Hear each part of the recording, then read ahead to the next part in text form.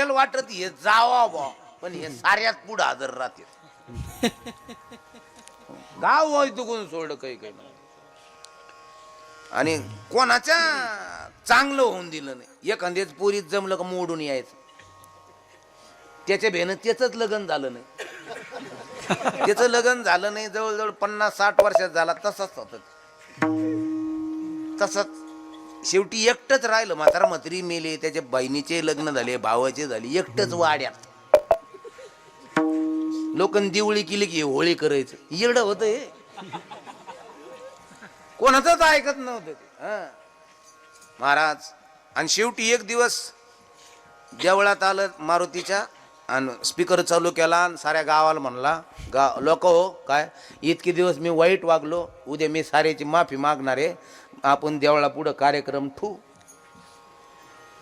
गेले घरी, वाड्यात एकटेच बसले आणि तसेच मेले. दादा मेले तसेच बसल्या बसल्या. सकाळी सारं गाव जमा झालं, कुठं गेले भाऊ, कुठं गेले भाऊ.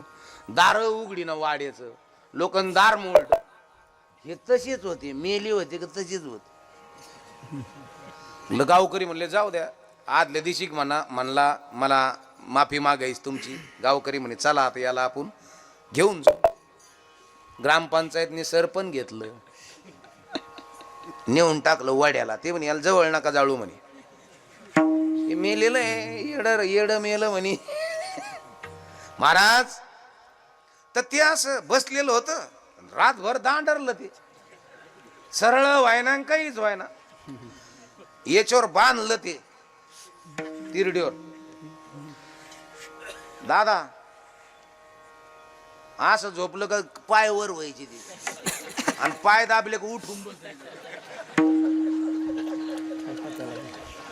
रातभर कडाक झालं ते. लोक म्हणे बाय हे मेलं तरी वायताक देत मी ते. मेलय वैताग देतो ते म्हणे, याला तसं नाही घ्यायचं म्हणे. मग याच्या पायाला दोरी बांधा म्हणे. बांधली दोरी त्याच्या पायाला आणि चाललं उडीत. तेवढ्यात पोलीसची गाडी आली. पोलीस म्हणे काय भानगडे? ते म्हणे नाही नाही मेलं म्हणे. मेलं का मारलं म्हणे? मारून चाललंय. मेला असतं तर त्याला उचलून नेलं असतं, हे मारलं म्हणे साऱ्या गावाने. सारं गाव 3 महिने सेंट्रल जेल मध्ये पिठलं भाकर खात होतं. काही काही गेडी मेले तरी ना तरी काम दाखवत असत.